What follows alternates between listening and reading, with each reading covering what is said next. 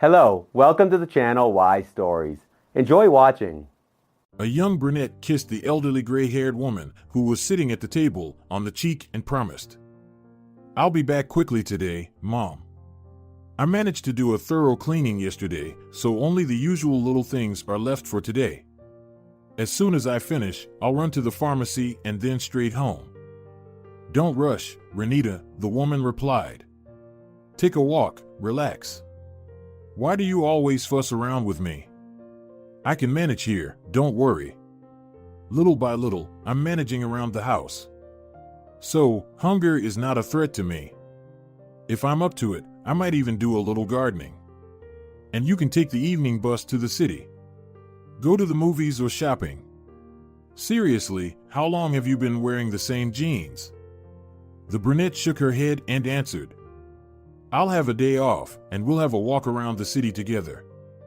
Going to the movies or shopping alone is not much fun." Irene glanced at her simple phone screen. She kissed her companion again and rushed out of the house.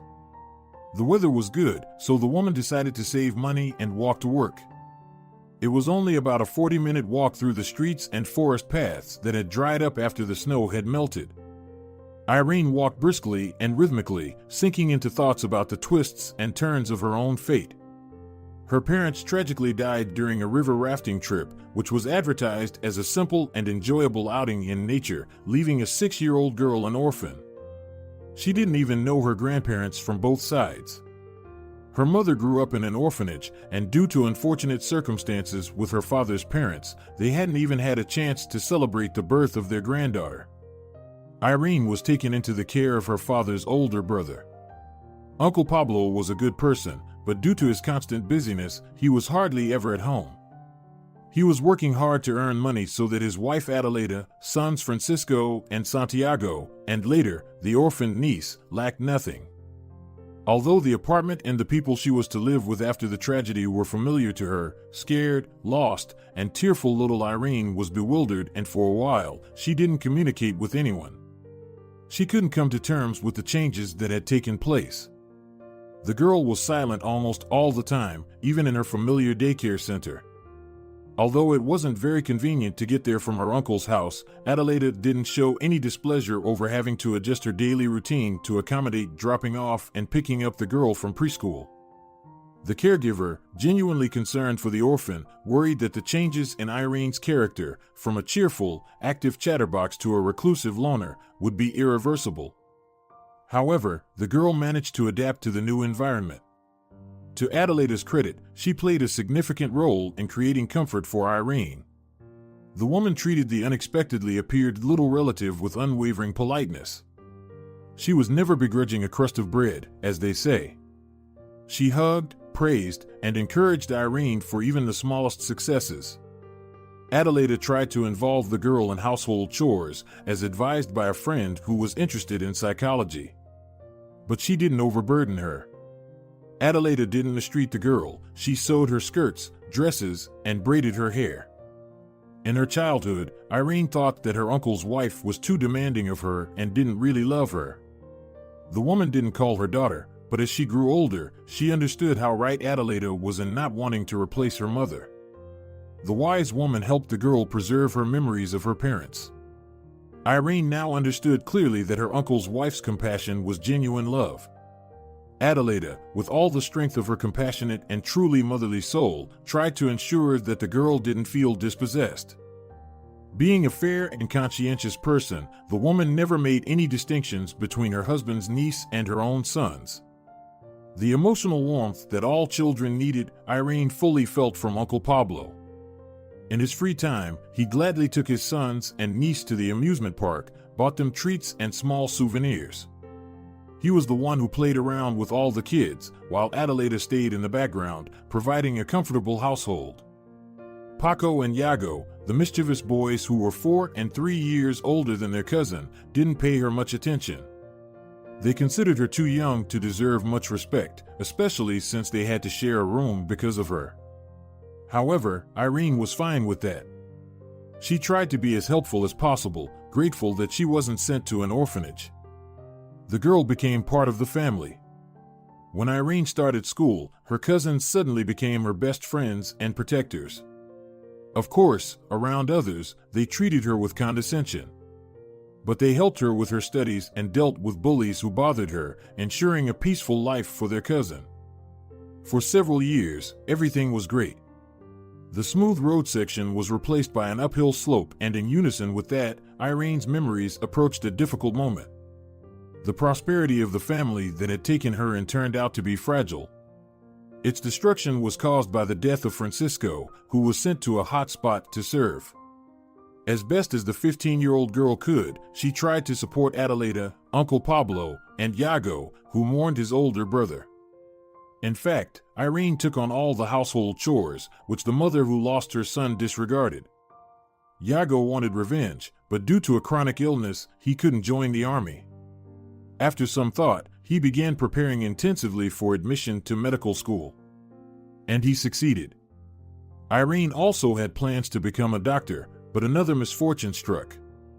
Less than 40 days after Paco's funeral, Uncle Pablo, who was deeply affected by the loss, suffered a heart attack and died. It was painful to watch Adelita. Sometimes Irene felt that the unhappy woman looked at her and wouldn't recognize not only her, but even her own son. The family's financial situation deteriorated significantly, so after completing the 9th grade, Irene enrolled in a vocational school to quickly acquire a profession and started working part-time wherever she could. It turned out to be very fortunate that Irene had nimble hands and exceptional patience. Even the most meticulous sewing operations didn't provoke apathy or anger in her, only a desire to do everything as well as possible. The girl took pride in the fact that she could no longer be called a dependent and took on the responsibility of buying groceries and household chemicals. Of course, she understood that Adelita carried the majority of the financial burden. But she tried to at least ease her life. Iago also didn't sit idle. Alongside his studies, he managed to get a job at the ambulance station. This quick-witted guy, even without a completed education, was happily given simple tasks, and then they even started sending him out on calls. It did bend the rules a bit, of course, but in a shortage of personnel, there was no reason to waste such determined employees. So, they lived as a trio. And a completely unexpected piece of news came for Santiago and Irene after 3 years of Adelita's tragic loss of her son and husband. Adelita revealed her intentions to remarry. The plan was practically finalized. Irene understood that under such circumstances, her presence might be awkward for the family. Irene mentioned her desire to move into her parents' apartment, which had been rented out to some old acquaintances of Adelita. The girl had reached adulthood, and this idea met no resistance. Soon, with the help of Iago, Adelita, and her then-fiancé, Dario, Irene settled into the place where she had once been so happy with her parents. She vaguely remembered that there was a market nearby where they sold both groceries and items. On the first day after the move, she went to rediscover the places of her early childhood. She discovered a section that had been transformed into a mini atelier. Quick alterations to pants, shortening skirts or dresses, inserting zippers, or performing minor repairs, this was the range of services provided to customers. Although Irene didn't expect there to be a spot for her, she decided to inquire about job vacancies. And luck was on her side. A heavily pregnant seamstress, after listening to Irene, asked her to demonstrate her skills on a small piece of fabric. Irene's level of expertise was quite high, and the seamstress, who turned out to be the owner of the mini atelier, gave her a chance to work in her place. It was at this job that Irene met her future husband. Carlos wandered into the modest little shop almost by chance. The zipper on his relatively new jacket had broken. Driving past the market, he noticed the unassuming sign. At the visitor's request, Irene completed the requested task urgently. She never expected the man to appear at the door the next day. That meeting still echoed sweetly in Irene's heart. The 25-year-old man seemed so mature, serious, and thoughtful to her. He quickly won her heart with beautiful compliments and stories about his wonderful parents who lived in the countryside. Even the young girl didn't expect herself to invite her beloved to live with her. After such a proposal, Carlos said everything should be done properly.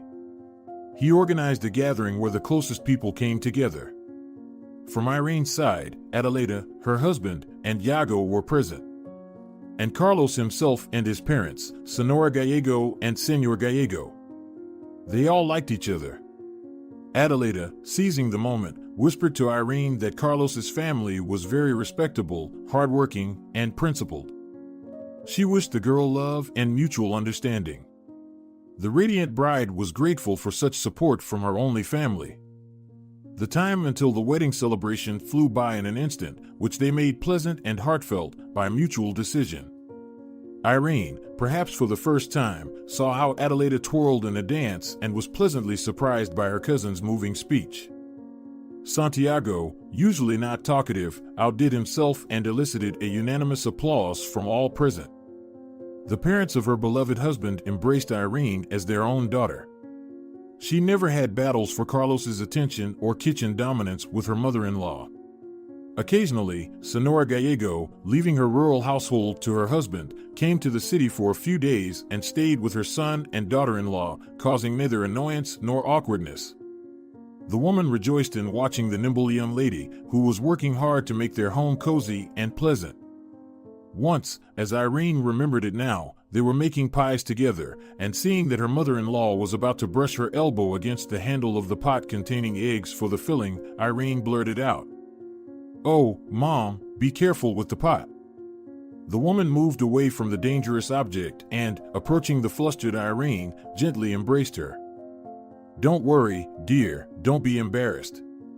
Call me as you feel comfortable. As your heart desires."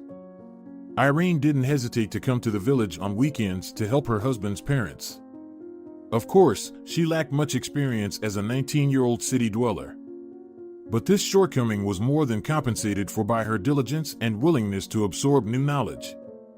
However, her mother-in-law and father-in-law didn't overwhelm the bride. Senor Gallego advised, "Daughter, the heat of the garden isn't the place for you. It's better to run down to the river with Carlito." Senora Gallego supported her husband. "Right, everything will get done by evening." In their blissful family life, the first setbacks began, roughly, a year after the wedding. The market where Irene worked at the mini atelier was decided to be demolished and replaced with a high-rise building on the freed-up territory. The young woman was left without a job.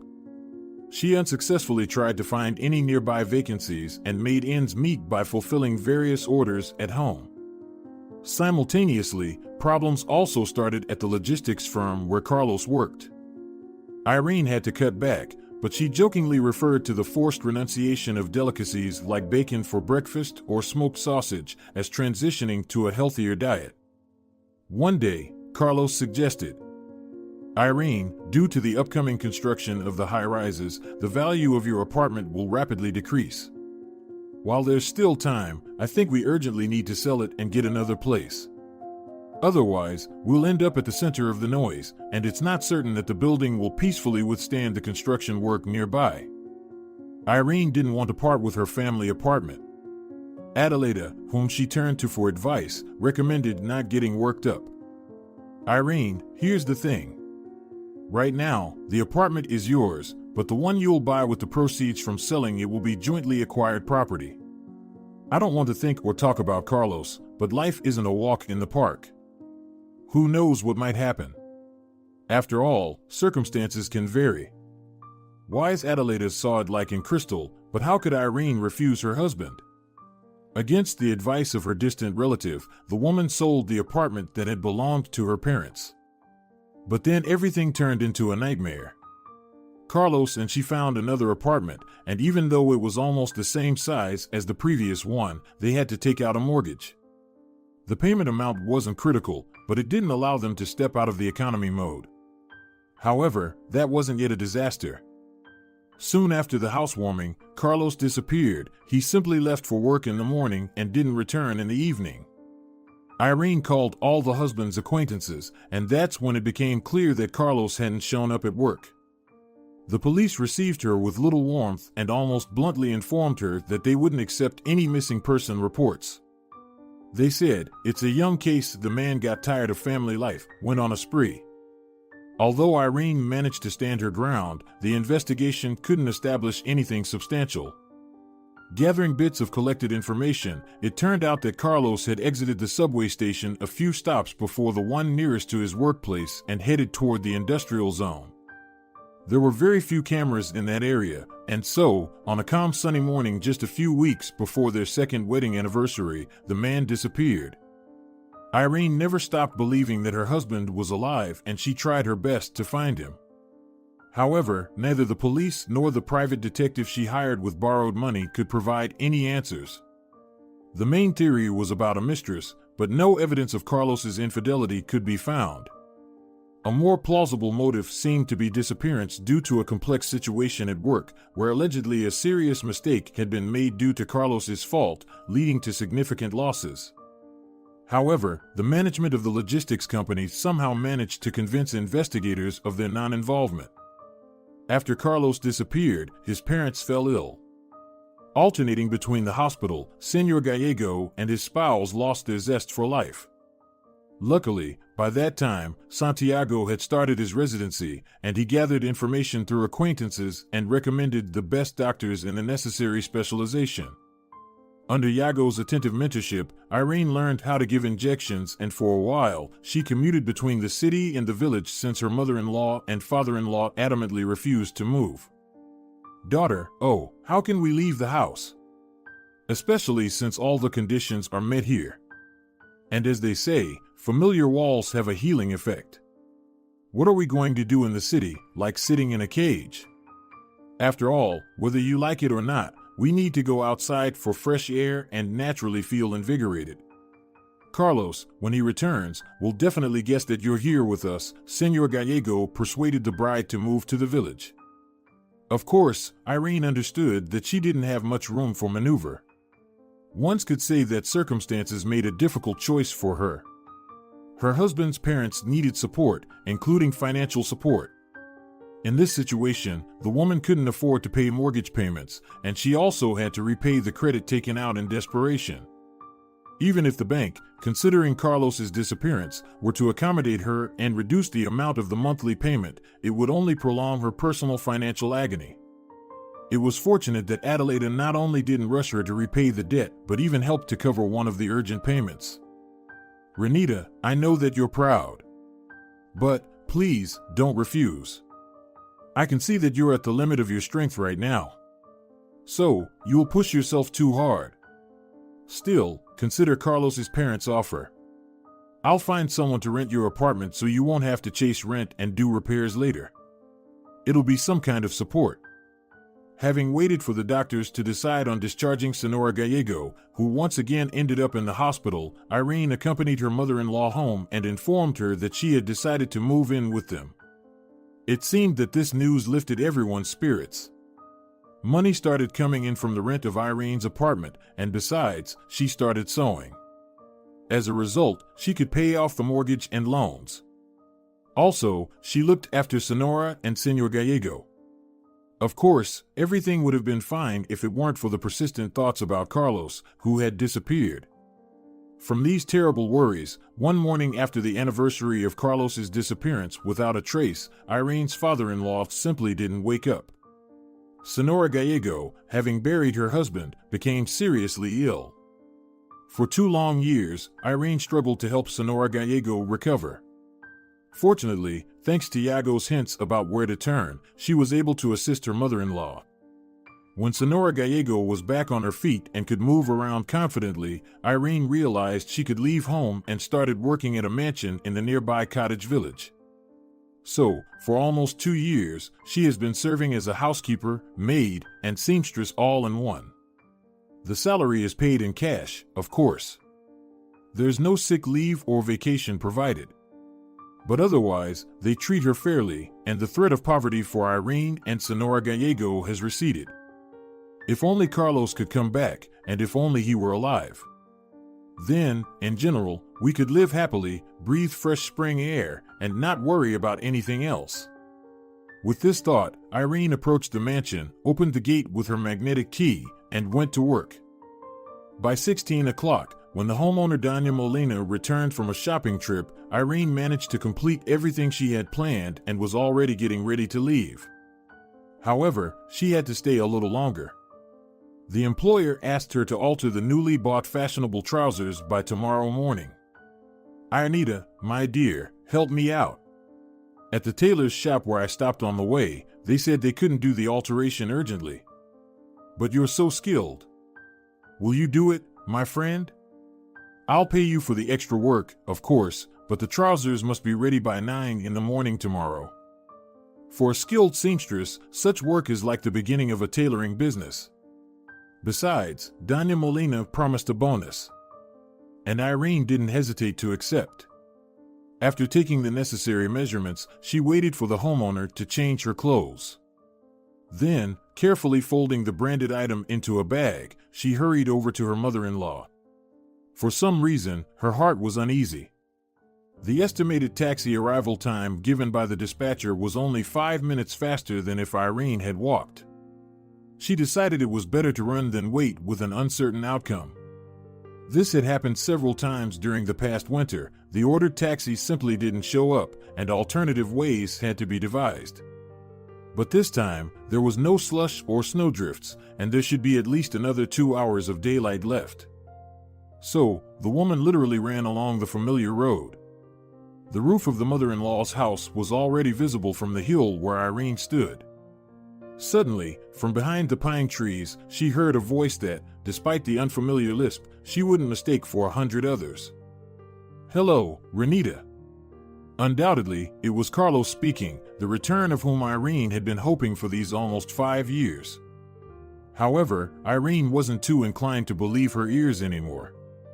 In the quiet of the night, she had already imagined her beloved's voice multiple times, but it always turned out to be a mere illusion that her tormented heart desperately wanted to believe in. Turning sharply, the woman peered in the direction of the sound, fearing another mistake. Her eyes widened, and the bag containing the homeowner's trousers fell onto the path, slipping from her suddenly weakened hands. Near the tree, indeed, stood Carlos. Thin, with a beard, clearly not in the same clothes in which she had last seen him off to work. But still, it was her husband. Overwhelmed with joy, Irene rushed to her beloved and began to cry, not holding back her sobs. "Carlos, is that really you?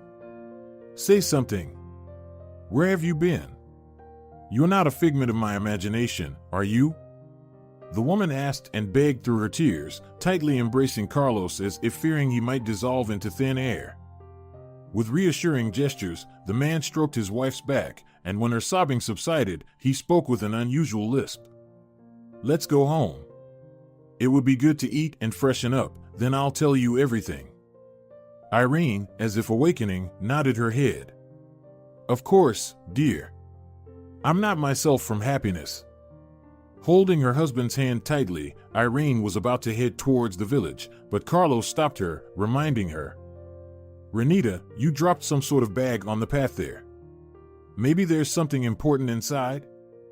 Not letting go of her husband's hand, Irene picked up the bag, struggling to control her desire to embrace her beloved again, and trying to focus on the fact that, above all, he needed to be fed. Later, as they walked to the village, the woman was nervously choosing her words so as not to overly distress her mother-in-law with the news of her returned son.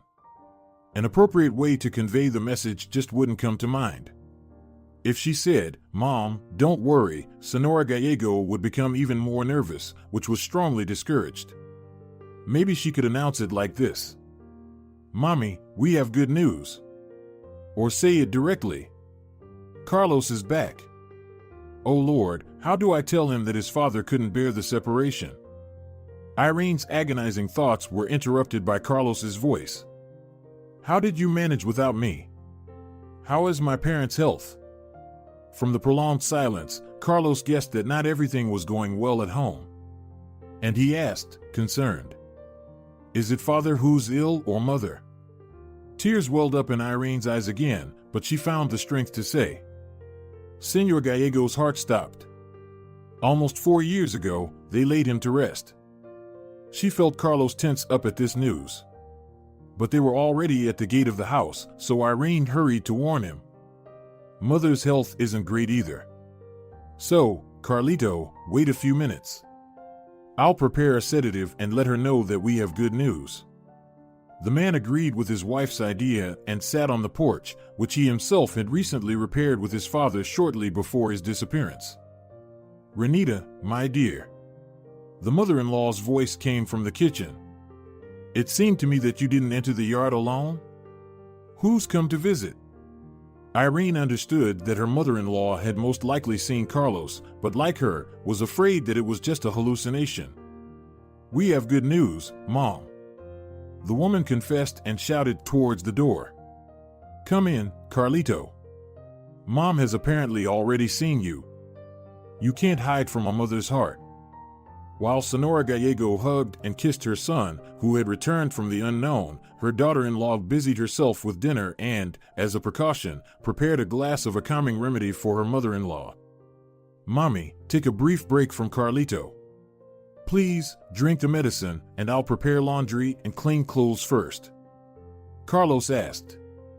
"Renita, I'll take a shower today, and tomorrow let's heat up the bathhouse. I've been dreaming about it." "Of course, Carlito." Irene agreed. She was willing to do anything for her returned husband, but a sense of duty reminded her. "I'll just run over to the landlady in the morning, return her things, and ask for a day off. After all, I haven't requested one in almost 2 years. Maybe she'll be understanding? Oh, and I need to notify the police that Carlos has returned." Quickly gathering her husband's laundry and shaving supplies, Irene escorted him to the shower stall, warning, "The shower head is acting up a bit. If you turn the pressure on right away, it starts spraying in all directions. So, turn it on gently. I should replace it, but I haven't had the time." "Don't worry, my dear," Carlos kissed Irene on the cheek. "I'll handle it." Irene was a little surprised that her husband hadn't kissed her on the lips once, like he used to. And he even avoided her lips. However, Irene was too overjoyed to be saddened by this peculiar behavior of her returned husband. She attributed it to his shyness due to his slightly disheveled appearance and missing front tooth. Later, when the clean, freshly shaved, and weary man sat in his favorite armchair after a hearty dinner, Sonora Gallego couldn't hold back and asked, "Son, where were you all this time? Why did you disappear without warning anyone? What happened to you?" After taking a sip of tea from a large mug, Carlos paused for a moment and then began to explain. "At work, things were a mess. A deal went south that shouldn't have. Then the cargo on the road somehow became almost half as much. The inspection was a mess too. Good guys who had worked for the company from the ground up started scattering. The boss was furious, looking for someone to blame. He suspected that the competitors were involved in all of this. The day before I disappeared, he asked me to meet the truck with the cargo not at the unloading area, but in the industrial zone." Irene couldn't hold back and exclaimed, "Carlito, but why didn't you tell me about this? You were clearly lured into a trap." The man smiled, revealing the gap where a tooth was missing, and spread his arms. "Renita, what would you have done? How would you have helped? I took what I thought were all the precautions. I intentionally left the keys behind, as if I forgot them, so that the criminals couldn't break into the apartment and scare you. I purposefully took my passport and all the cards out of my wallet, except for the transportation card." Tears rolled down Irene's face. "I told the investigator 5 years ago that you never forgot your things. And he told me that everything happens for the first time. If only we had known that you were heading to the industrial zone on the boss's orders, the police would have had reason to interrogate him more closely. It would have helped the investigation, and you could have returned to us sooner." Carlos confessed, "I never thought it would go this far. I thought maybe it would end with a scuffle. I decided that after that, I'd quit the company and look for a new job. But I was outsmarted. So, I was approaching the truck with our logo on it, and someone hit me from behind. I woke up already tied up in a small booth of a van, as I determined from its size. Besides the blow, they seemed to have sedated me with something. I didn't have the strength to free myself from the ropes, my head wasn't working properly, and I just wanted to sleep instead of trying to escape from this situation. Later, I managed to find out that they were transporting me for at least a day. In the end, I got kicked out of the van in a strange place. It seemed to be a small enterprise, but fortified no worse than a medieval castle. The outer perimeter had a plain brick fence that wasn't remarkable, except that there was a sophisticated alarm system, as I later found out. There was only one entrance to the territory, and it was through a guardhouse. All passing and departing cars went through it. After a strip of hawthorn bushes that grew all around the perimeter, there was another fence. There was no subtlety here, barbed wire on top and a single gate. Perhaps even in a maximum security prison, things aren't so desolate and grim. There might not be guardhouses in the corners of the perimeter, but otherwise, it's worse than what they show in TV series. Through that single gate, all communication with the outside world took place. Cars didn't enter inside, and all loading and unloading happened through that door. Within this fortress was a barrack with a sewing workshop and a few greenhouses. They told me that I owed a lot of money to some serious people and they forced me to pay off with my housing. When I refused, they beat me up a bit and said that I would compensate with work then. Honestly, at first, I didn't take all of this seriously. I thought that such wild methods were a thing of the past, back in the 90s. But no, this prison was located far away from people. At least, there was no village noise like rooster crowing or cow mooing, and no noise from the highway either. No matter how much I listened, I couldn't hear any of that. When I first got there, we were a total of 8 prisoners, 3 women and 5 men. There was only one shower and toilet for all of us. Cots instead of beds, thin mattresses, and scratchy blankets. However, the supervisors were kind enough to maintain cleanliness. Perhaps they didn't want to deal with sick or infested inmates. Our duties varied. I was mostly sent to the greenhouse. Thank you, Mom, for teaching me all those tricks. Carlos raised his mug as if saluting Senora Gallego, who was sitting diagonally from her son on the couch, listening to him with the utmost attention. Thanks to my knowledge and skills, I sort of became the head of the agricultural section of this slave farm. Working in the greenhouse, of course, isn't a piece of cake, but under various pretexts, I managed to get a bigger ladder brought in, supposedly to check some suspicious slopes. Using the ladder, I realized that I was in a tough situation. Even the guards were lazily watching to ensure that no one else thought of slipping a note for help into the finished products. Regular prisoner, Suarez, who seemed like an old man but turned out to be my contemporary, told me that it used to happen. After the arranged punishment, only he and another woman remained alive. She wasn't around by the time I appeared in this hell. Suarez said that sometimes someone was taken out through the gate, but no one had returned. The people, in general, changed frequently, and after 3 years, I was the only one left from the initial group. They took Suarez out through the gate as well. After that, I seriously started considering escape. But to lower their guard, I even came up with a sort of rationing proposal for effective greenhouse use. Eventually, the main person in charge, whom we hadn't seen in person, became interested in my idea. In general, thanks to this outward docility, I gained quite a reputation. But in exchange for that, they didn't even allow me a single short call. And I really wanted to tell you even just a few words, so you wouldn't worry. Senora Gallego wiped away tears, and Irene, who had rushed to the kitchen, brought her more sedatives. The elderly woman gratefully patted her daughter-in-law's hand as she took the cup. After a pause, Carlos continued his difficult story. Remember, Mom, how Dad and I used to grow tulips for you? And you pretended not to notice when we whispered to each other. Well, with that same special feeling, I was engaged in growing flowers for International Women's Day. And I was contemplating how to put notes in the flower pots without smudging the text. Recently, a young girl, really quite young, ended up in our hell. Clumsy, couldn't sew, cook, or even tend to plants. Josefa didn't know how to do anything. However, the guards treated her indulgently, they didn't beat her like the rest of us, and they didn't torment her. Somehow, this Josefa started treating us decently, like we were regular people. She would occasionally ask everyone for sugar to share with her because she had a sweet tooth. But no one was in a hurry to cough up anything, but I really didn't mind. Then Josefa asked to work with me in the greenhouse, promised to help. The guards didn't object. If she wants to contribute, off she goes. The girl turned out to be crafty. She managed to swipe a phone from one of the overseers. While I distracted him, she somehow managed to send a message to someone. She quickly deleted it and returned the phone to its place.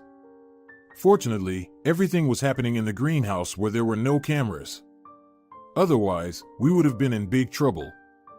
But a few days later, our prison was stormed by a group of masked individuals. How happy we were about that. However, Josefa didn't let me join the others who were being loaded into a van. She pulled me towards a separate car. Inside the car was her father, Don Reyes.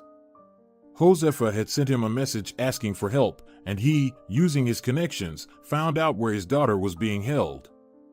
They offered to let us stay with them while the investigation was ongoing, but I rushed home. Don Reyes lent me some money and offered to call my family, but I declined. I just wanted to see you right away. I arrived in the city, and there was a man who didn't even open the door for me. He told me that Irene was now living in the village. So, I rushed here. Irene sensed that Carlos had omitted many details, but seeing that her husband's eyes were drooping, she refrained from asking further questions.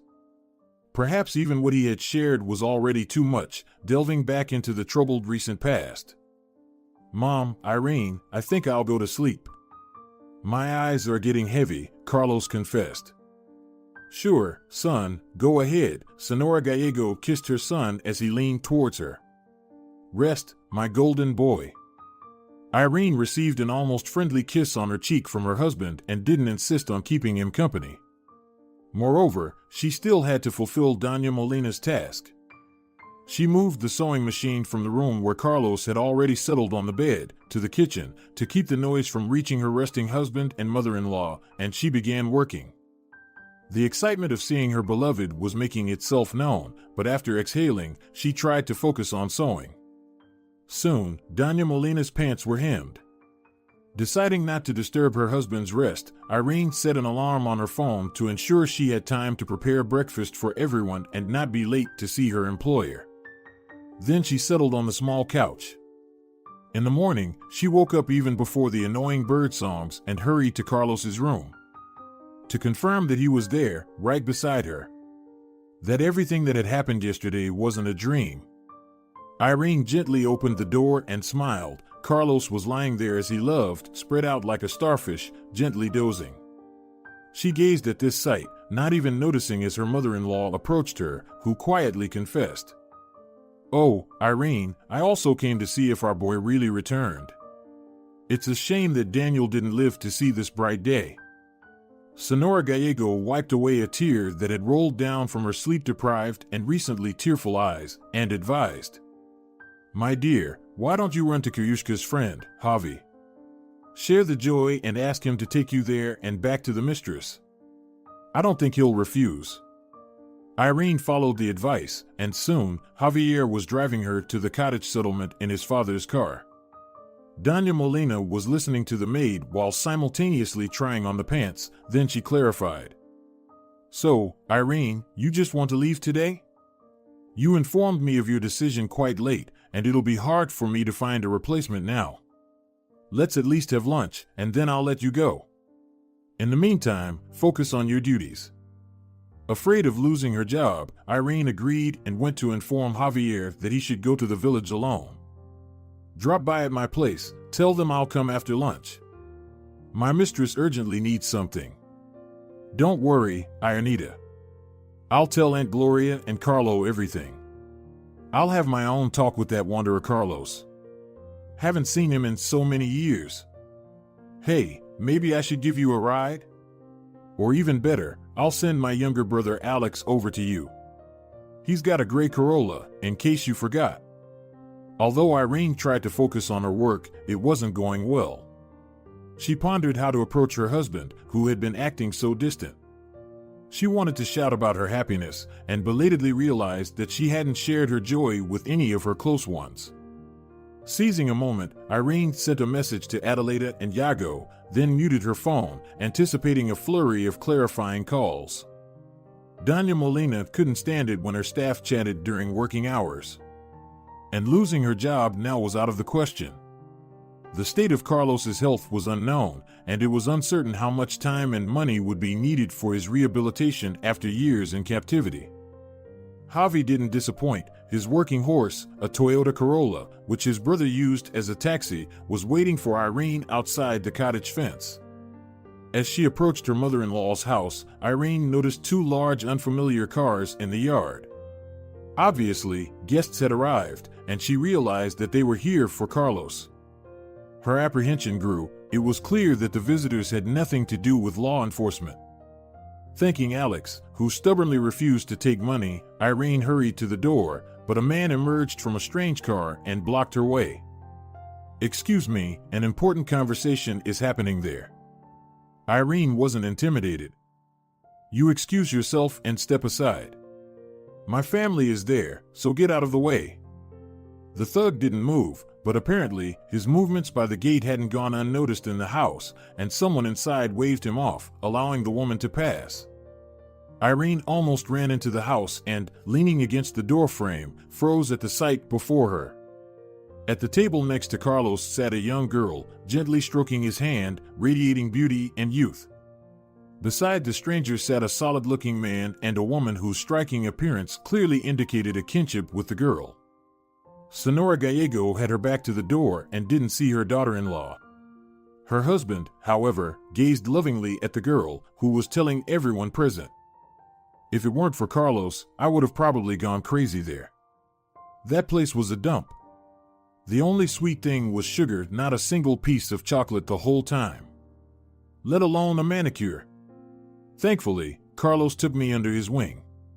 Without him, I doubt I would have escaped from there." The man smiled, not letting go of his neighbor's hand.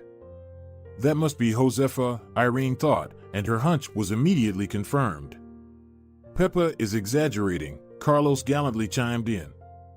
"Thanks to her, they found all of us and rescued us. I just had to distract the supervisor a bit. And then, Don Reyes, you know better than us. How you found that prison, how you organized this operation without exposing your plan to the corrupt cops who were overseeing everything there." Inside Irene, a cold feeling spread. Carlos looked at Josefa with loving eyes. It was evident that although he had escaped captivity, he didn't seem to intend to live with his lawful wife anymore. Irene understood that she was losing to a much younger, well-groomed rival in appearance. Moreover, Josefa and Carlos had gone through a shared trial that had clearly brought them closer. Not knowing what to do, Irene decided to simply greet them. With surprise, but seemingly from a distance, she noticed that Carlos didn't withdraw his hand, but instead offered, "Have a seat, get to know each other. This is Josefa and her parents, Enrique and Helena Reyes. They've come to visit my mom and express their gratitude for their son, so to speak." Senora Gallego turned around and, noticing the incredibly pale face of the bride, stood up and led her to an empty chair. "Sit down, my dear, I'll pour you some water." "Don't worry, Mom, I can handle it myself." Irene mustered a smile as best as she could, glancing at her mother-in-law, then directly asked Carlos, "You probably want a divorce, don't you?" The man only looked slightly embarrassed, then confessed, "Well, it would probably be too much to ask you for that. Don't misunderstand me, I'm very grateful for everything you've done for the well-being of my parents. But that's how it turned out. Don Reyes is persuading me to check into the hospital for a thorough examination today. With his permission, I've also suggested my mom get her health checked. After all, the trials she endured weren't easy." Senora Gallego raised her hands. "Oh, I keep saying it's all nonsense. Renita follows the doctor's orders, gives me the injections they prescribe, and looks after me in general." Doña Reyes, with a pleasant velvety voice, intervened, having apparently presented these arguments before, but now addressing them not to Senora Gallego, but to the newly arrived Irene. "You see, I don't want to question the doctor's prescribed tactics, but from the bottom of my heart, I suggest not refusing a comprehensive examination at a very reputable institution. There's no need to worry. This clinic provides excellent meals, and the medical staff is so impressive that some foreign institutions could envy. Don't refuse. Of course, we'll cover all the costs. You don't need to worry about that. Irene, well, you're a sensible woman, influenced Senora Gallego. She really should take care of her health. Besides, we'll try to arrange for Carlos to be close by. Positive emotions are a significant part of any therapy. Irene listened and bitterly smiled to herself. There he was, Carlos, alive and practically unscathed. He came back, but no longer as her husband, but as a stranger. And she couldn't do anything about it. Renita, why are you so silent? Carlos asked. The woman wanted to respond that she wasn't accustomed to displaying everything she felt in front of an audience. So, she simply stood up and announced, I'll go pack Senora Gallego's things, organize all the previous appointments, and prepare other documents. I think, Mom, it's best for you to see good specialists. She turned to her mother-in-law. She went to pack things together with her future mother-in-law and asked for forgiveness. My dear, sweet and kind girl. Please forgive me for not finding the strength to refuse. After all, Carlos is my son, and I couldn't kick his guests out of this house, which also belongs to him. It's all inhuman, abnormal towards you, but that's how life turned out. Forgive me, my dear. Irene embraced the woman, who was on the verge of tears, and tried to console her. You have absolutely no reason to apologize to me. All I ask is that you let me stay here a little longer to sort things out with my job. I don't want to disappoint the mistress, and finding help quickly, as she mentioned, isn't very easy. Senora Gallego hugged her daughter-in-law with all her might. Renita, my dear. You'd be doing me a huge favor if you stayed here. After all, someone needs to watch over the chickens, and we need to start planting the garden soon. You're our only hope, my dear. Carlos also took the opportunity, looking into the room where his mother was, to thank Irene discreetly. Thank you for not causing a scene. I probably wouldn't have been able to handle that. You're a wonderful person and deserve happiness. I'm very ashamed of how things turned out. Well, should we beat ourselves up about it now? You can despise me if you want, but there's nothing I can do. Forgive me. Irene raised her hand, brushed it along her husband's cheek in farewell. It's okay, Carlos, it's okay. The most important thing is that you're alive. Be happy. I won't put any obstacles in your way if you want a divorce, don't worry. I'm even willing to share the apartment so you can have your own living space in the city. You're not to blame for the terrible circumstances that interfered with our relationship. Go now, it's not nice to keep people waiting.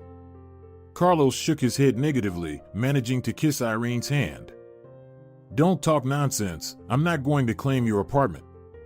I'm already indebted to you without that.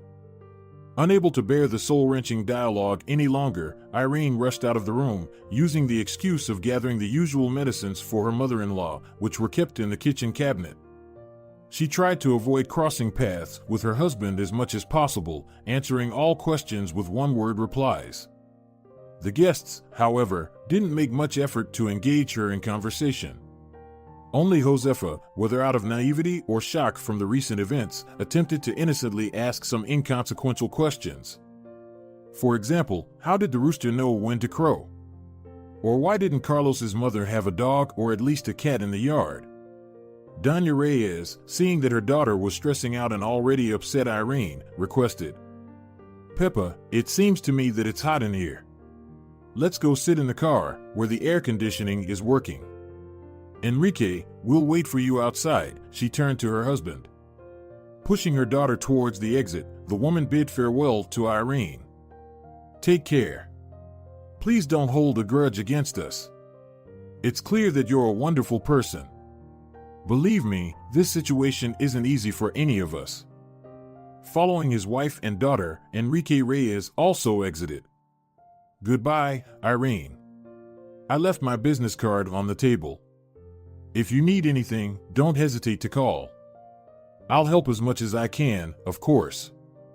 Thank you, was all Irene could manage to say. She didn't think that anyone in this world could help her right now. After receiving another indifferent and brotherly cheek kiss from Carlos, and an additional piece of advice from her future mother-in-law on where and when to plant what, Irene closed the door behind everyone and, collapsing to the floor, burst into tears.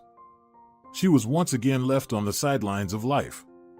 Exhausted from crying, she simply closed her eyes and listened to the sounds around her. The busy clucking of the chickens Sonora Gallego had let out into the yard, the barking of dogs somewhere in the distance, engaged in a not-so-human conversation, and the humming of a lawnmower filled the air. Suddenly, the sound of a car engine came to a halt as if right in front of Irene's suffering house. The knock on the door filled her with hope. She thought Carlos had returned to say he was wrong and had changed his mind. However, upon opening the door, she saw Adelaida and Iago standing on the porch, holding large bags with the logo of a city hypermarket. "Why are you alone and teary-eyed?" her cousin asked. "We rushed here with Mom. Looks like we managed to be late." "Irene, don't cry," her brother noted the tears that glistened in the corners of his sister's eyes. "Explain what happened. Where did our once-lost guy disappear to again?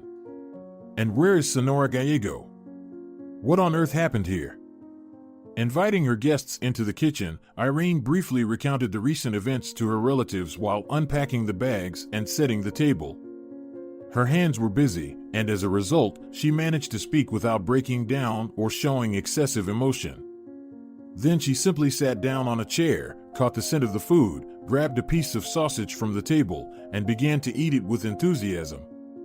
Only now did Irene realize that by skipping breakfast in the morning and only drinking a cup of coffee at Doña Molina's mansion, not tasting it due to her haste and desire to finish her duties and return to her mother-in-law's house, she had gone through the day without proper sustenance. "If I had known, I wouldn't have hurried," Irene murmured aloud. "I would have been happy for a few more hours. And now I'm completely alone, unwanted by anyone. My mother-in-law went away too, and put me in charge of looking after the household." Adelaida stared at the wall thoughtfully, then whispered quietly, "You know, Irene, I would have done everything I could to keep our Paco alive without hesitation. But it turned out that I couldn't do anything. Don't be mad at your mother-in-law. What mother would refuse to spend time with a child who returned from hell? I would have gone to hell itself, let alone an elite clinic." Adelaida fell silent. Iago also didn't say a word. He understood that the death of his older brother was still an open wound in their mother's heart and didn't know how to ease her pain. Irene didn't say anything either. After all, was it really a tragedy that Carlos's hard work and this girl from a seemingly well-off family helped him escape his captors? Perhaps if it weren't for her parents' connections, Carlos would have remained enslaved. He might even have disappeared forever. Would that have been better than his return to his mother's joy? Josefa wasn't to blame either for falling for a married man. Irene, perhaps more than anyone else, knew what a caring and tender person Carlos was. It was easy to fall in love with him. Of course, she was disappointed that, if you counted from the moment they met, fate only allotted them 3 years of happiness before tearing them apart. They were separated against their will. She should probably be happy Carlos did come back alive, as she had asked. She just didn't specify that his heart wouldn't belong to her anymore. As they say, be careful what you wish for. Or, more precisely, formulate your wishes in the most detailed way so that the mischievous hand of fate doesn't have room for unpleasant maneuvers. The soft light of the woven lampshade added coziness to the kitchen, and the melancholy silence that had settled in the small space was broken by Iago. "All right, ladies, let's have dinner. We need to restore our strength. Besides, there's no reason to be sad. Irene, you're starting a new phase of life. And my mom and I, you know, we're always here for you. Even if we're far away." Adelaida elegantly dabbed the corners of her eyes with a napkin and smiled. "Well said, Sonny. Nicely done. How about pouring us some juice? It's like we just had a toast, and our cups are empty." Irene sat and admired the woman who, essentially, had raised her. Beautiful despite the cruel trials, with a proud posture and a natural resilience. She was a true pillar for all family members. Even in those terrible moments when Irene had to shoulder all the household responsibilities on her still fragile shoulders, she mentally relied on Adelaida. She estimated how she would solve this or that problem. "Thank you so much for coming," Irene said. "Today would have been too heavy for me alone. I'm very grateful to you." "Oh, come on, little sister," Santiago said in a playful tone. "You know I'm always ready to run away from work, and Mom sometimes needs a break from serving her husband. Let Dario try to keep the warmth and comfort in the family hearth himself. It seems like he thinks it's too easy." Irene suspected that Yago's relationship with his stepfather wasn't going too well. His speech only confirmed her suspicions. Santiago's salary probably wouldn't be enough to rent an apartment. So the young man had to almost every day witness someone else taking his father's place. No matter how good Dario was, it was clear that Yago had a hard time accepting the situation. Irene couldn't fully imagine her brother's pain, but she tried to steer the conversation. "I'll go prepare sleeping arrangements for you. Adelaida, where would you prefer to settle, on my bed or on the couch in the living room?" The woman was pleased that Irene came to her aid and answered, "Irene, can I set up on the veranda? It seems like the nights aren't too cold now, and I really want to enjoy the fresh air." With Yago's help, moving the folding bed, mattress, and other essentials, Irene set up the sleeping arrangements. After they all wished each other a good night and tried to fall asleep, Irene attempted to sleep. It was in vain, as the last 2 days had been filled with too much news. She lay in bed, tossing and turning, waiting for the first rays of the sun to rise. Irene quickly prepared breakfast and tried not to make any noise. However, Adelaida and Santiago appeared in the kitchen fairly soon, wishing each other a good morning. Playing the role of the mistress in her mother-in-law's house, Irene, perhaps for the first time that morning, felt like she wasn't quite in her element. Like an imposter. Perceptive Adelaida sensed her mood and soothingly patted her hand. "My dear, believe that Senora Gallego's attitude towards you hasn't changed at all. For her, just like for me, you're the dearest daughter, strange as that may sound." These words were unexpected but pleasant for Irene. Suddenly, she started crying again and hugged Adelaida, whispering in her ear, "Thank you so much. You have no idea how important it is for me to hear this today." Adelaida wiped away Irene's tears and said, "Let's both calm down, okay? You need to go to work, and I do too. Our eyes are all watery." After breakfast, despite Irene's assurances that she could quickly make her way to the cottage community, Yago insisted, "No way, we'll take you there with Mom. Besides, let's think about your return to the city. Constantly being here as someone's servant in their mansion isn't your level, sis. After all the practice taking care of your mother-in-law, you're practically a nurse, just without the diploma. And you can sew too, don't be modest, you're fantastic. It's time, Irene, to return to the city. Senora Gallego has someone to take care of her now, and it's time for you to take care of yourself." On the same day, after saying goodbye to her relatives, Irene informed her employer, "Doña Molina, I'm sorry, but in a month, I'll have to leave you. I'll be returning to the city." The woman clearly wasn't pleased with this announcement from her hired worker, but she nodded regally. "All right, I've heard you. I'll start looking for a replacement. It would be nice if you could recommend someone. But if not, then so be it, I'll manage on my own. I hope you'll continue to perform your duties just as diligently as before, without thinking about your upcoming departure." Of course, Irene promised. The 3 weeks that Senora Gallego spent in the clinic, undergoing various tests, passed quickly and unnoticed. As if testing Irene's resilience, Doña Molina simply overwhelmed her with tasks. She hadn't sewn this much for her employer before. Curtains, dresses, skirts, blouses, everything was piling up on Irene in a never-ending stream. However, she welcomed the extra work. tending to the garden at her mother-in-law's, and then sitting at the sewing machine until dawn helped Irene forget and suffer less about the fact that she was about to become a divorcee at a certain age. Of course, 26 years weren't the end of life, but she couldn't quite be called a young beauty anymore. 2 vertical creases were already firmly planted between her eyebrows, and faint wrinkles were starting to fan out from the outer corners of her eyes, which didn't contribute to a fresh appearance. Well, whatever, beauty isn't everything, Irene thought, looking at herself in the mirror. After all, Carlos doesn't need me anymore, and I don't need to show off in front of anyone else. When Senora Gallego returned home with her son, she praised her future daughter-in-law. "Oh, you clever girl. You managed so skillfully. My sunshine, even though the clinic staff is well trained, no one administers injections as tenderly as you do. You truly have a calling." Carlos was about to leave immediately, but his mother insisted that he at least have some tea. "Don't forget, my boy, the doctors told you not to overexert yourself. So come, sit at the table with us."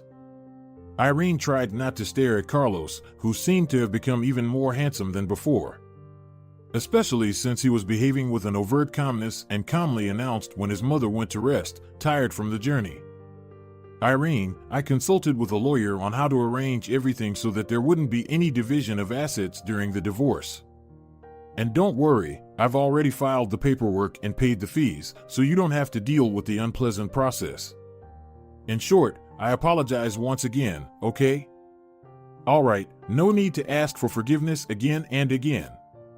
I'm leaving here for the city in a week, but until then, we need to decide who will take care of Senora Gallego. It's going to be tough for her to stay alone." Carlos smiled with a charming smile. "I'm planning to live here, Irene. Don Reyes offered me remote work, and I agreed. Peppa is supposed to come later. So, you don't have to worry about Mom. If needed, I'll ask a nurse to administer injections. Thank you, caring, lovely Irene, who is no longer mine. Please forgive me." Irene hurried to end the conversation, feeling tears welling up in her eyes again. A bit more brusquely than intended, she rushed to tidy up, pretending to wipe imaginary dust from the windowsill, and replied, "That's enough with the rosy nonsense, Carlos. We're parting ways, so let's do just that. And there's no need to keep asking for forgiveness endlessly." Irene had another week of work left with her employer, and during that time, she slept on the veranda, convincing Senora Gallego that she slept much better there. The almost former mother-in-law didn't object but requested, "Sweetie, just make sure you're warmly wrapped up. Summer has already begun, but it can still get chilly at night." Irene appreciated the care. She understood that Senora Gallego was saddened by her son's decision to divorce and was doing her best not to show her own disappointment. On the last working day, Irene received her full payment from Doña Molina, along with a bit more than expected and an explanation. "Maybe I've become sentimental, but I'd like to reward your patience somehow. You know, if you're not against it, when I'm in the city, I'll call you and bring some things for you to work on. You're just so good at this job." Irene thanked her. "Thank you, Doña Molina. I'll be looking forward to future meetings with you." On this pleasant note, Irene concluded another chapter of her life. Santiago and his friends, Joel and Martine, helped Irene move from the village to the city. Carlos, almost intentionally, went to visit a friend early in the morning, and Irene didn't blame him for it. She didn't want to strain herself, watching her almost ex-husband. Senora Gallego welcomed the helpers, continually inviting them to cold homemade lemonade, tasting salad with her homegrown greens, and eggs from her own hens.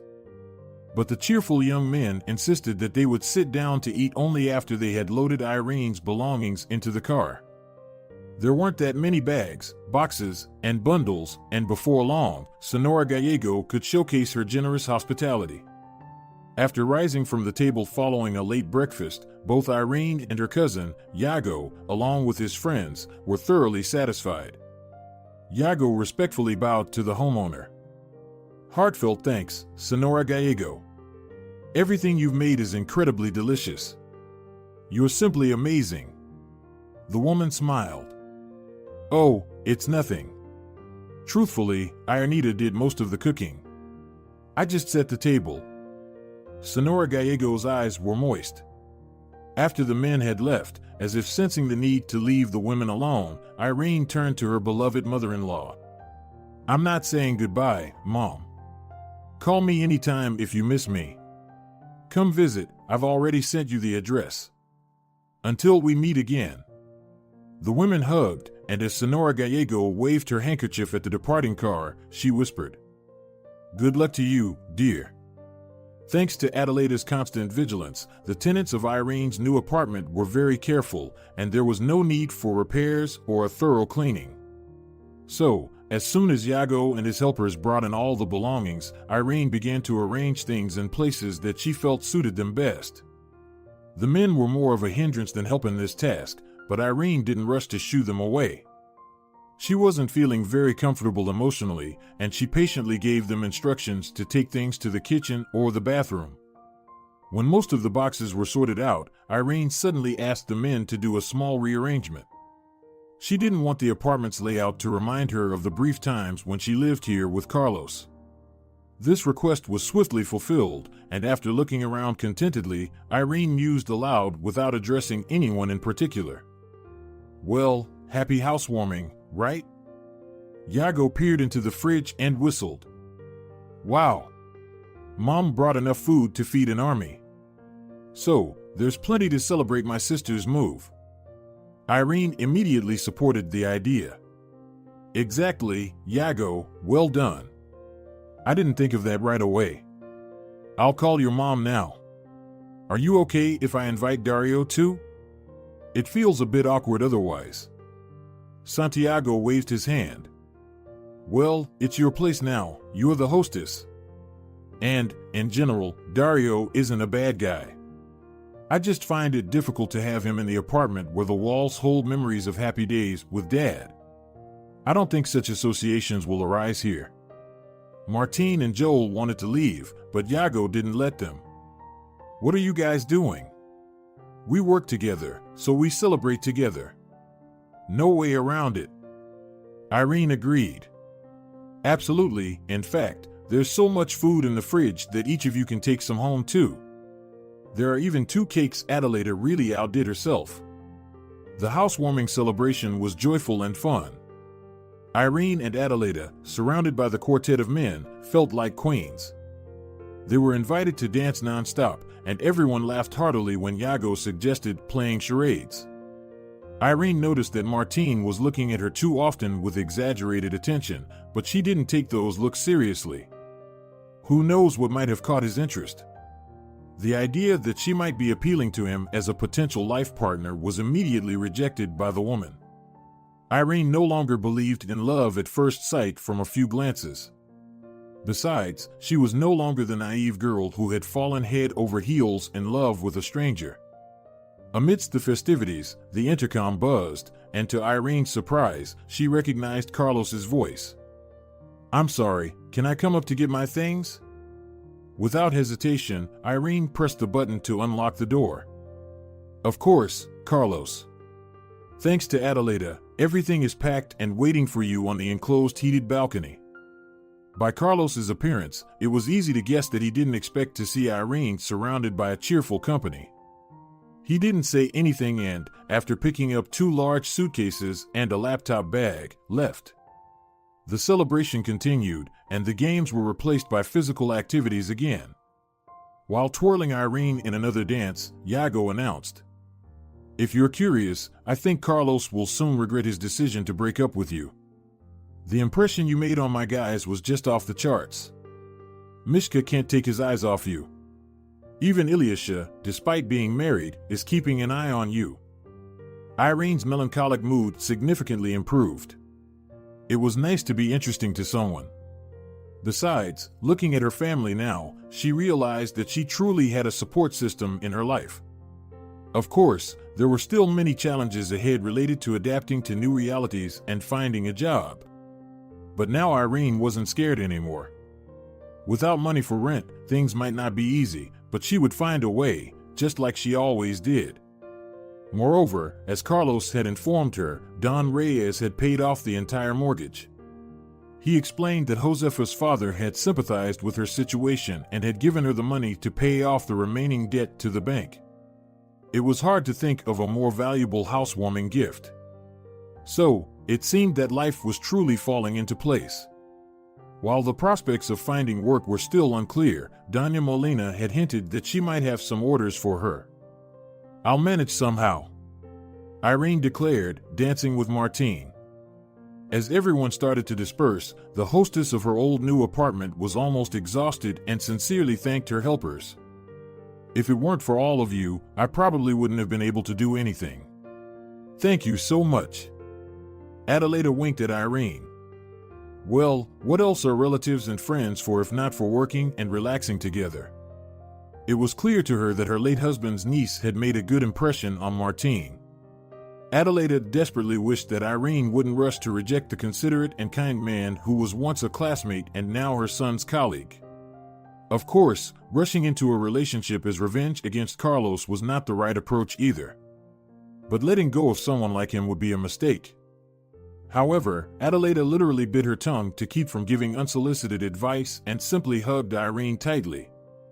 The men were already on the stairwell, and with a mischievous smile, Adeleda advised, "Before you go to sleep, don't forget to say the old saying, sleeping in a new place, dream of a groom for the bride."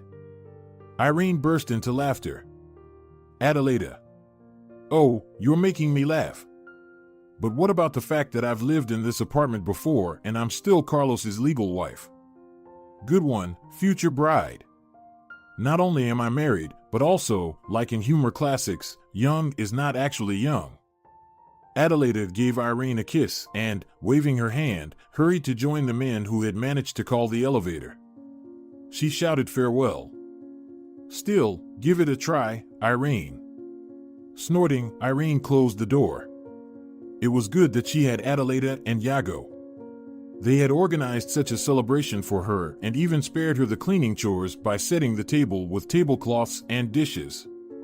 And at the end of the evening, they simply gathered all the unnecessary items into a large garbage bag and took them with them. All Irene had to do was take a shower, washing away the exhaustion of the eventful day, and dive onto the couch under a fluffy terry sheet instead of a blanket. After texting Senora Gallego that the move had gone smoothly, the woman, who was already on the brink of sleep, put her phone aside and mumbled the proverb suggested by Adeleda. Not that Irene seriously wanted to get married again, but why not have a little innocent fun? Irene dreamed of a rich fruit garden where she wandered, experiencing an incredible sense of tranquility. Something that was unattainable for her in reality. She inhaled the aroma of ripe apples and pears, but didn't dare to pick any fruit. Irene kept walking and walking, captivated by the beauty of the serene landscape, and suddenly heard a male voice. "Do you really want to try it? Do you want an apple or a pear?" Even before turning around, Irene already guessed that it was Martín who was talking to her. And she responded to him, inexplicably, with uncharacteristic playful irony. "Actually, I'd like to try a peach. But it seems there's no peach tree around here." In response, Martín took her hand firmly and led her somewhere, carefully moving aside the branches that blocked the way. Soon Irene smelled the scent of peaches and then saw a tree covered with fruit. Martín picked the ripest one and handed it to her. After a brief pause, she accepted it, and the smiling man spun her in a dance. At this point, Irene's dream ended, and she even shook her head, dispelling either the remnants of sleep or the strange romantic thoughts. "Danced myself to swollen legs, gosh," she said aloud. This dream was a slightly altered memory of something that had happened recently in reality. There were juices on the table, including peach juice. That's why the dream turned out to be so fruity. And yes, she danced with Martín, that's it. The real-life scenario morphed into a dream. She won't believe that her future fiancé appeared in her dream. However, Irene's mood was great, and first and foremost, she decided to find some fabric for her summer wardrobe at the nearest store. There wasn't any specific idea in her mind, and she found a certain charm in that too. Maybe, while considering different options, she would come up with the thought of sewing a sundress with ruffles on the straps. Even though it might not be very trendy, it looked so touching and delicate. Or perhaps the fabric she saw would inspire her to sew a stylish jumpsuit. Or something in a free-spirited boho style. Predicting it was nearly impossible. One thing was clear, entering a new life in old jeans was definitely not an option. Thanks to Doña Molina, Irene had the money.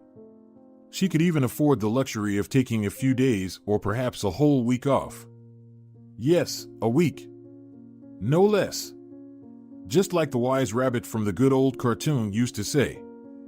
Hastily getting ready, Irene, in high spirits, headed to the store. However, she found that over the past few years, there had been changes, and the familiar place was now occupied by a chain grocery store. Irene asked the saleswoman about where to find a fabric store and received a rather vague answer. It seems that we don't have such a store nearby in our area.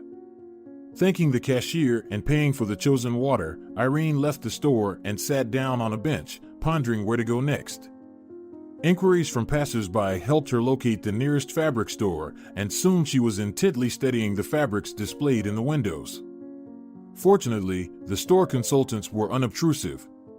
Irene strolled calmly through the hall, mentally trying on different styles and colors. In this environment, she felt like a fish in water. And, perhaps due to the fact that she was dressed in a white formal blouse, reminiscent of a salesperson, even a young girl approached her for advice. "Could you please help me find a fabric that doesn't require special care? You know, something that doesn't shed while I'm sewing and doesn't wrinkle much when worn. And also, it shouldn't stick to my legs. Oh, and of course, it has to look good on me." Smiling, Irene guided the stranger to a stand with suitable fabrics and offered several options for her to choose from. The girl looked at them for a long time and then confessed, "I have almost no sewing experience, but my soul is just craving to create something. You understand?" Irene nodded. "I absolutely understand. Creative people often feel that way." The girl blushed. "Oh, I'm not that creative, but I want to impress a guy, and he appreciates everything unconventional. So, mass market clothes are out of the question. And I can't afford things from boutique stores either. Plus, I need the fabric to be practical and fabulous at the same time, you know?" Irene handed the girl a corner of one of the fabric samples. "Look in the mirror. In my opinion, this is what you need. If you're looking for a style suggestion, I think you should sew a skirt shorts. It's unique and comfortable. And the fabric seems perfect for this idea. I think it will turn into a gorgeous item. It will go well with any tank top or blouse." The girl's eyes lit up. She could already imagine herself triumphantly presenting herself to the guy she wanted to impress. Irene helped her calculate the necessary amount of fabric, reminded her to wash the fabric before cutting, and suggested she ask the salesperson for assistance in making the purchase. "Why can't you do it yourself?" The girl wondered. "I actually feel more comfortable with you. I'm an introvert, but you don't bother me. With you, I've opened up." "Well, let's go together to make the purchase then," agreed Irene, who didn't want to disappoint the girl by revealing that she was just another customer herself. Of course, the truth eventually came out, but fortunately, the purchase was still made. Holding the bag with the fabric, threads, buttons, and a matching zipper close to her, the girl thanked Irene again and hurried off to start her creative endeavor. The sales consultant smiled. "You're quite the professional. You were so enthusiastic in your explanations that we didn't even want to interfere. Although, technically, it's our job."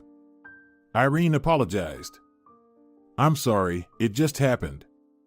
Please give me the same fabric, but in a different color. Also, these buttons and the zipper, please." With her purchases, Irene hurried home, and by evening, after washing and drying the fabric, she began cutting her new outfit. In a few days, the work was completed, and she proudly admired herself in the mirror. Why did she ever think she was getting old? The reflection showed that she was still looking quite good. An unexpected phone call interrupted Irene's contemplation of the finished sundress. It was Adelaida on the line, offering Irene a job as a sales representative. She didn't refuse the offer and gradually adapted to her new responsibilities. It was unfamiliar territory, but the sheer volume of information kept her from getting bored or feeling lonely. Moreover, almost every week, Iago and Martine would visit her, taking her out for walks or to the movies. Iago, her cousin, would often come up with various excuses to leave her alone with Martine. At first, his not-so-subtle behavior annoyed her, but eventually, it began to amuse her. She realized that her relationship with Martine was evolving towards a romance, but she didn't rush events. She liked him, but she wasn't in a hurry to confess her feelings. As the end of the departing summer approached, Senora Gallego invited Irene to her birthday party and confessed. "You know, I'll probably understand if you decline, but I would really love to see you. I terribly miss you." Touched, Irene promised to come and began contemplating gift ideas and outfit choices for the celebration. The gift issue was resolved fairly quickly. However, sewing a new dress became a challenge due to her busy work schedule, orders from Doña Molina, and her acquaintances. She hardly had any time. Nonetheless, she didn't want to attend the party in jeans or strict office attire. Over a few sleepless nights, Irene managed to sew a comfortable dress that was neither too flashy nor restricting. After all, she knew she wouldn't be able to resist helping Senora Gallego. Martine didn't want to let Irene go to visit her former mother-in-law alone and asked, "How about I drive you there? I'll wait for you to celebrate and then take you back?" Irene didn't have any objections because she couldn't imagine how she would manage staying under the same roof as her ex-husband. Besides, Carlos would probably be with Josefa. In these circumstances, spending the night at Senora Gallego's house might not seem entirely proper. Martine declined to attend the actual celebration to avoid making the situation even more tense. As Irene had anticipated, the party was a bit strained. But the birthday girls seemed happy, and that was a relief. Carlos and Josefa, judging by the visibly rounder figure of the young woman, were expecting their first child. Surprisingly, this didn't trigger any negative emotions. Whatever feelings Irene once had for her husband were now in the past. Left alone for a moment, Carlos confessed, "I deeply regret how foolishly things fell apart between us." Irene shrugged, saying, "You know, when I was desperately begging everyone who had any power over fate to keep you alive and bring you back, it never occurred to me to specify that you should return to me. So, I have no complaints." After that confession, Irene felt a bit awkward herself. She hurriedly said her goodbyes to everyone present, congratulated Senora Gallego once again, and with relief, got into Martine's car. "That's it. Sorry I took so long. I couldn't leave too quickly." Martine smiled. "Don't worry, I'm ready to wait for you as long as it takes." The next encounter between the former spouses took place a few years later. Carlos brought Josefa, who was expecting their second child, to the maternity ward. In the waiting room, he encountered Martine and Irene, who had come for medical assistance in welcoming their firstborn into the world. After exchanging polite greetings, both couples quickly forgot about the awkwardness of the situation, as their concern for the future of their little ones overtook all past events. With only a few hours' difference, Carlos and Josefa welcomed their second son, while Martine and Irene became parents to a daughter. The discharge of Carlos's and Josefa's newborn coincided on the same day. As she watched her ex-husband and his wife, Irene silently thought, "How lucky that you're still alive after all." Then, after kissing Martine and handing him a bundle with their daughter, she asked him to hurry up and take them home. If you're enjoying it as well, leave a like and subscribe.